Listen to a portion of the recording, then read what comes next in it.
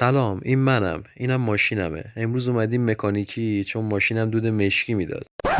نه، یه دقیقه صبر کنین. این موتور ماشین من نیست. فقط میخواستم نشون بدم که یه موتور چقدر در اجزا داره و چقدر خفنه. خب این پراید خسته من ریپ میزد، خاموش میشد و دود مشکی داشت. توی دیاگم چند تا خطای سنسور اکسیژن و سنسورهای دیگر رو داشت. الان میخوایم سوزن انجکتوراشو در بیاریم و بشوریم چون پاشش سوختش بد بوده و جرم و کثیفی داخلش گرفته. خب این دستگاه انجکتور شوه و همونطور که میبینید 4 تا انجکتور رو بهش وصل کردیم و خودش با پاشش مایعی که داخلش هست با توجه به پمپ و ایناش و تنظیماتش انجکتورها رو میشوره.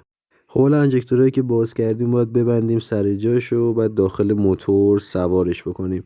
بعد از اون اگر بازم دود مشکتون نیفتاد میتونید سنسور اکسیژن عوض بکنید و باز دوباره سنسور دور موتور و سنسور دریچه گاز رو هم برای ریپ زدنش باید تعویض بکنیم. در آخر دیاگ زدیم و دیدیم که خطاش رفت و دودش رفت. تا ویدیوهای دیگه، خدا نگهدار.